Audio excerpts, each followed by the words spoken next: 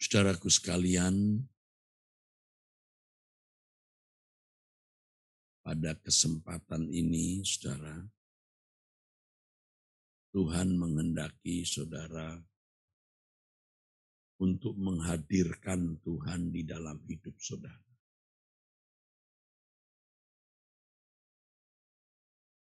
Allah yang ditulis di dalam Alkitab yang bernama Yahweh. Elohim yang ditulis Alkitab atau Allah yang ditulis dalam Alkitab yang bernama Yahweh. Menghendaki agar kita menghadirkannya di dalam hidup kita ini. Sebab jika kita tidak menghadirkan Allah, maka kita tidak akan memperoleh apa-apa. Sebab orang yang tidak menghadirkan Allah itu orang-orang yang tidak berurusan dengan Allah. Saudara,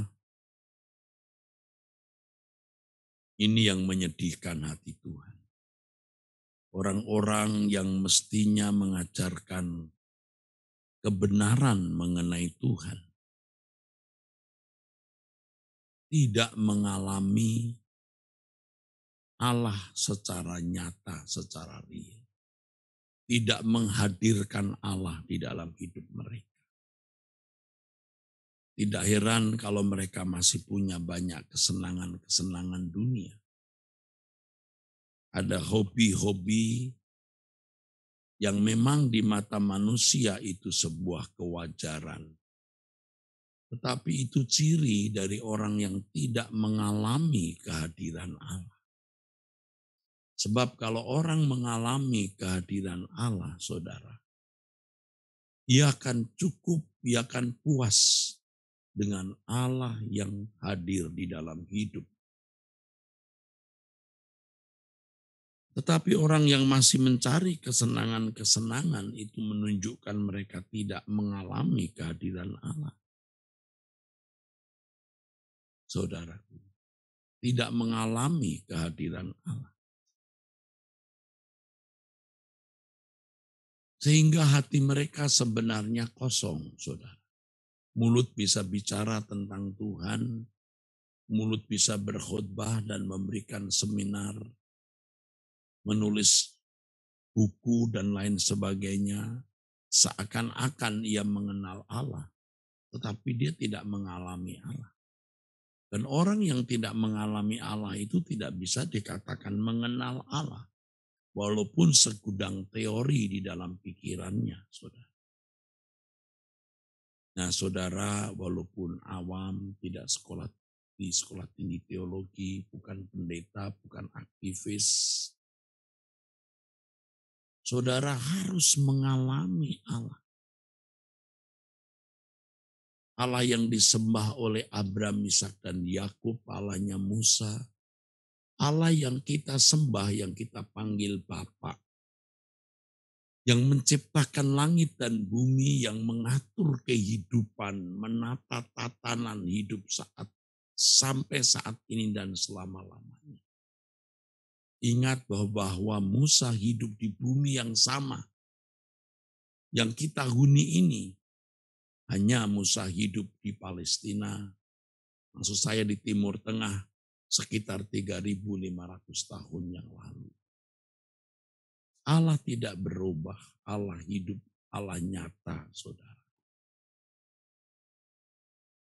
Nah, ini tergantung kita. Bagaimana kita menghadirkan Allah? Tergantung kita. Kita harus memilih. Kita harus mengambil keputusan untuk percaya. Jadi bukan hanya berkata, aku percaya Tuhan. Tapi tidak pernah mengambil keputusan dan memilih percaya. Kata aku percaya di situ hanya warisan keberagamaan yang diberikan orang tua atau lingkungan kita. Dan banyak orang seperti itu sebenarnya belum pernah memilih percaya. Orang-orang Kristen seperti ini kalau kemudian sekolah Alkitab, sampai menjadi pendeta pun tidak mengalami Tuhan. Memang sering memaknai pengalaman-pengalaman hidupnya sebagai kehadiran Allah. Tetapi sebenarnya Allah tidak atau belum hadir sebagaimana mestinya. Kalau Allah hadir sebagaimana mestinya dan benar-benar seseorang mengalami kehadirannya, terjadi interaksi, saudaraku. Itu seperti tokoh-tokoh iman dulu. Dan mestinya standarnya seperti Yesus sendiri. Yang selalu ada bersama dengan Bapa. Tuhan Yesus berkata, aku bekerja sekarang, Bapakku juga bekerja. Dan dalam doanya dia berkata, supaya nyata bahwa Bapa menyertai dirinya. Artinya, Yesus selalu beserta dengan Bapa. Ya, kita juga bisa berkata dan mempercayai Allah beserta dengan kita. Tapi kita tidak menyertai Allah. Artinya kita tidak peduli kehadiran Allah di dalam hidup ini. Akhirnya tidak ada sebuah hubungan dengan dia. Saudaraku sekalian, saya katakan di salah satu khotbah di Mall Arta Gading melalui Truth ID, kita harus mengupdate Allah di dalam hidup kita. Ini kalau teolog mendengar ucapan saya mungkin akan membangkitkan perdebatan. Tetapi ya saya sudah tidak peduli dan tidak perlu berdebat, saudara. Jurus kita itu diam, diam, diam. Karena Allah hidup, kita diam. Biar Allah yang berperkara. Mengupdate Allah, artinya Allah yang dialami Musa, Abraham, Ishak, dan Yakub, Daud, Sadrak, Mesak, Abednego, Daniel, Elia, Elisa, juga kita alami dalam hidup ini. Tentu kasusnya bisa beda. Tetapi kenyataan kehadiran Allah harus kita alami. Dan standarnya seperti yang tadi saya katakan, Yesus sendiri, saudara. Allah mau kita alami. Maka kita harus mengambil keputusan untuk percaya. Aku memilih percaya, aku mengambil keputusan untuk percaya. Sebab pada saat-saat di mana saudara bisa meragukan keberadaan Allah. Ketika situasi dunia sekitar kita ini ya begitu kuat nihilistisnya. Jadi orang di sekitar kita itu memancarkan ya pesan, memancarkan suasana seakan-akan Allah tidak ada. Dan itu nampak dari perilaku hidup mereka. Ya, kita tetap memilih Tuhan dan mempercayai Dia. Ketika kita dalam pergumulan, persoalan, jadi ketika kita dalam persoalan dan pergumulan berat dan Tuhan seakan-akan tidak menolong kita berlarut-larut masalah itu bisa membuat kita meragukan Allah juga. Tapi kita harus terus mengupdate kepercayaan kita, saudara. Terus mengupdate. Allah itu hidup. Dan kita selalu mengatakan, aku memilih percaya. Aku mengambil keputusan percaya.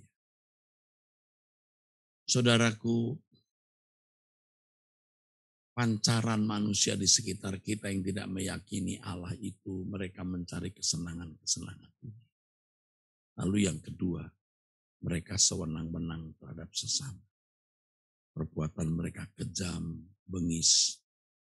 Mulut mereka mengucapkan kata-kata yang mereka tidak pernah sungguh-sungguh pikirkan bahwa hal itu melukai hati Tuhan. Seakan-akan Tuhan tidak ada, ngomong saja tentang orang lain. Bengis, kejam, jahat. Itu kehidupan manusia di sekitar kita. Kita tidak boleh ikut-ikutan, saudara. Kita takut akan Allah. Jaga mulut kita untuk Jaga mulut kita, jangan mengucapkan kata-kata yang kira-kira akan menyakiti sesama, merugikan sesama. Ya, jangan melakukan hal-hal yang menyakiti, merugikan sesama. Bukan demi orang itu semata, demi perasaan Allah yang hadir dalam hidup kita. Dan jangan berbuat dosa. Sekecil apapun, sehalus apapun dosa itu, jangan lakukan. Karena itu menyakiti hati Allah. Kalau saudara telah melakukan kesalahan-kesalahan, ya jangan berbuat dosa lagi. Apapun dosa itu, jangan lakukan lagi. Kiranya doa puasa kita mengubah kita, saudaraku sekalian. Ya, ini hari ke-11, Kamis 17 Februari 2022, ya, puasa yang ke-11. Kiranya Tuhan menolong kita untuk terus mengalami perubahan. Saya mengingatkan saudara, nanti sore tidak ada Batak Bermazmur berhubung dengan merebaknya COVID. Jadi kita doa jam 6:30 melalui Truth ID dan webinar. 6:30 malam, 6:30 sore waktu Indonesia Barat. Mari kita berdoa. Bapa, terima kasih untuk firman-Mu. Kami pegang, kami dengar, kami terima, kami lakukan. Kami responi suara-Mu. Kami mau mempercayai Engkau. Memilih percaya kepadamu. Mengambil keputusan percaya kepadamu. Mengupdate Tuhan di dalam hidup kami. Terima kasih Bapa. Dalam nama Tuhan Yesus Kristus, kami sambut berkat dari Bapa Elohim Yahweh. Amin. Saudara, sampai jumpa, Tuhan memberkati.